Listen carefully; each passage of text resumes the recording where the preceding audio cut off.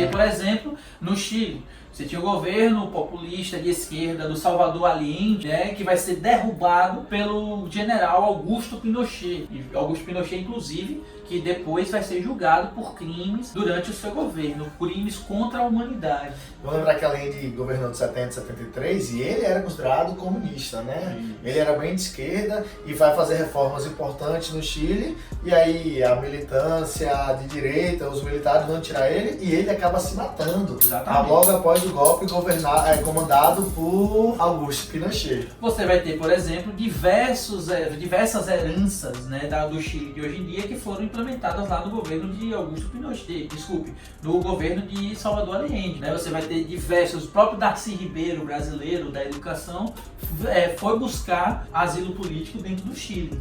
E Pinochet, assim, comandou uma das ditaduras mais cruéis, né? Até o estádio, falando de futebol, o estádio nacional, ele foi muito utilizado para torturas, como prisão. Exatamente. Então lá no Chile, eu queria até destacar um episódio que ficou muito famoso. Teve um belo jogador, brilhou no Colo-Colo, um cara chamado Casselli.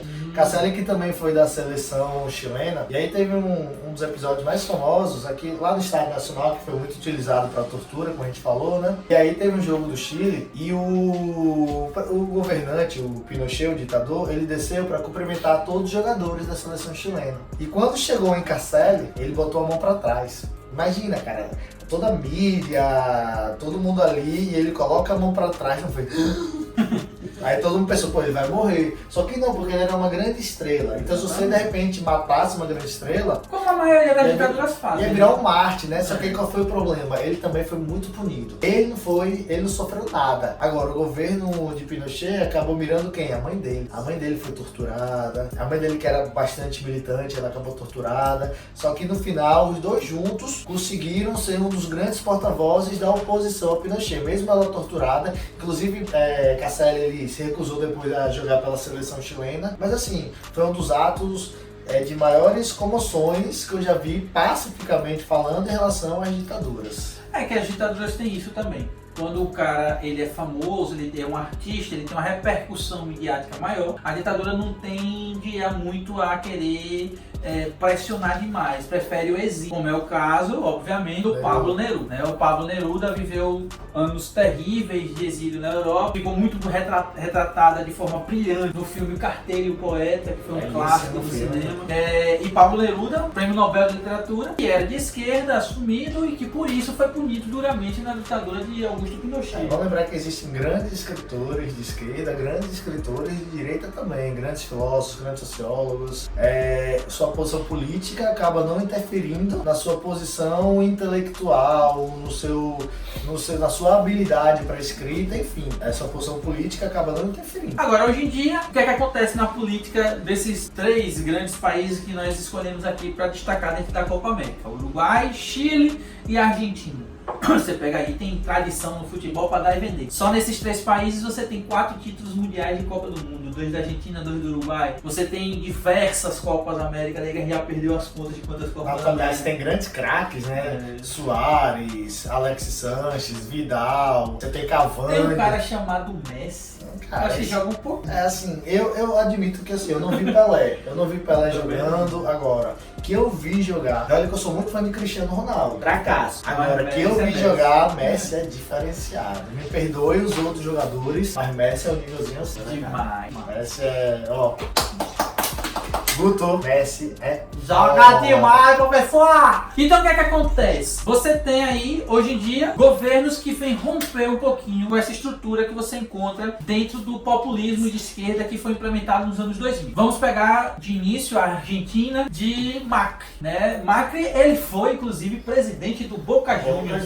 Nada mais, nada menos do que um time com a camisa pesadinha, né?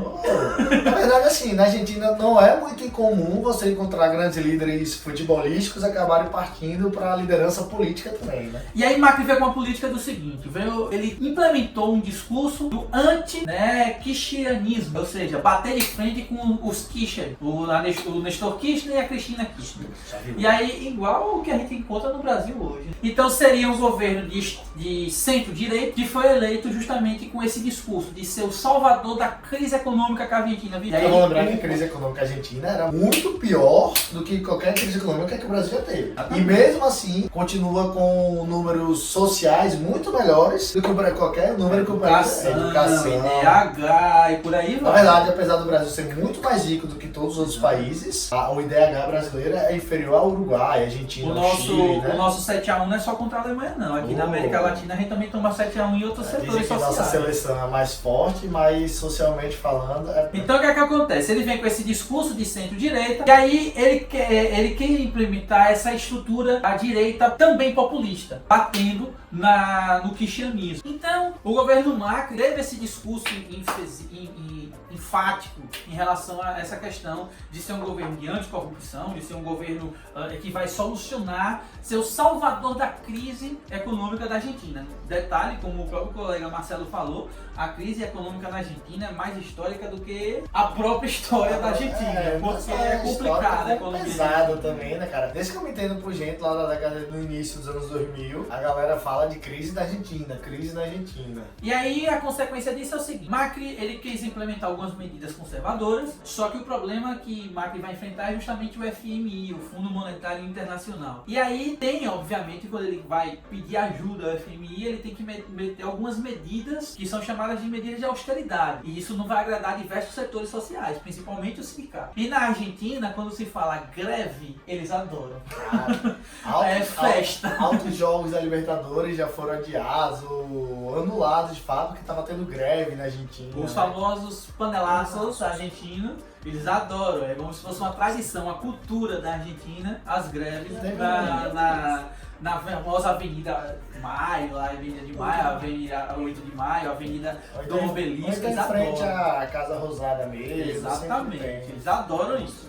E aí o que é que acontece? Macri enfrenta isso. Então o governo Macri tem essa estrutura um pouco atingida dentro dessa formação das greves e das manifestações. Outra questão também foi que o governo Macri estava com uma faca e o queijo na mão para fazer uma propaganda política através do futebol, que foi a final da Libertadores da América. E aí ele teve uma grande cacetada. A maior preocupação da polícia argentina era o primeiro jogo, que era justamente na La Bombonera. Para quem não conhece Buenos Aires, né? O bairro de La Boca é um bairro pesado, é um bairro classe baixa, é um bairro que tem um problema social muito grave.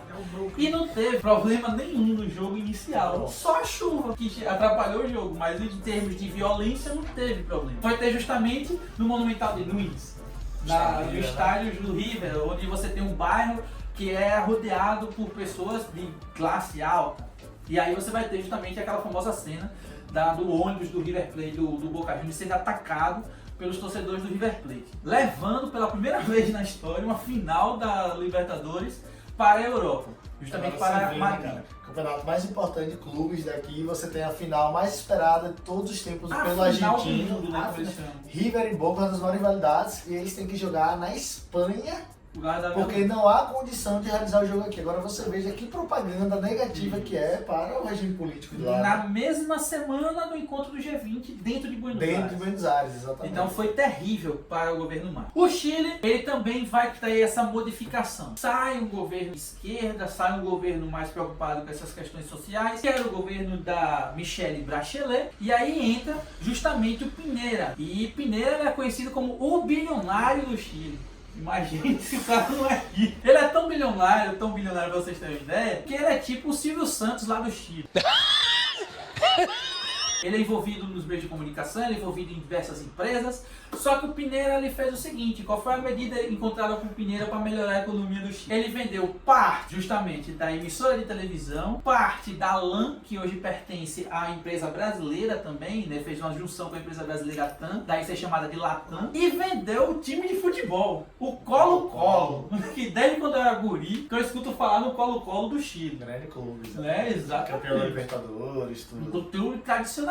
E no Uruguai, o nosso Mujica deu lugar a um ex-presidente que voltou a ser presidente novamente, é o Tabaré Vázquez. E aí o Tabaré Vázquez, ele é do mesmo partido de Mujica, mas ele tem um probleminha. Ele tem um perfil de administração diferente do Mujica. E aí o que foi que aconteceu?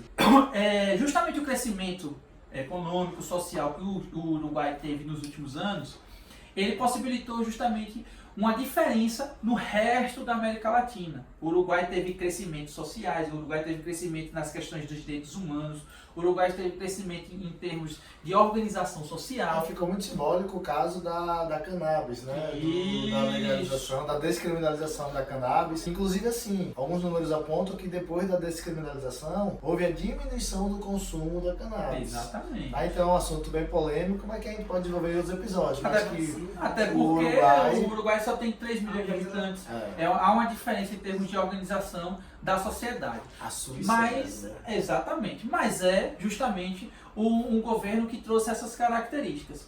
O Uruguai que é caracterizado para mim como um dos historiadores que mais simboliza o nosso canal BFC. Porque é o historiador que gosta de futebol. Gostava, infelizmente, que faleceu recentemente. Dudu. O Eduardo Galeano. Esse cara aqui gostava de futebol como ninguém, gostava principalmente da América Latina. Cara, então quem tiver esse interesse que a gente gosta bastante de relação, política, história, futebol, Eduardo Galeano é um dos caras assim a ser seguido. Nós, particularmente, indicamos, gostamos muito desse livro aqui, As Veias Abertas da América Latina. É um livro que assim, é bem acessível, é uma leitura bem tranquila e que é um livraço, como praticamente quase todos deles. Exatamente. Certo, galerinha? Espero que vocês tenham gostado desse nosso episódio.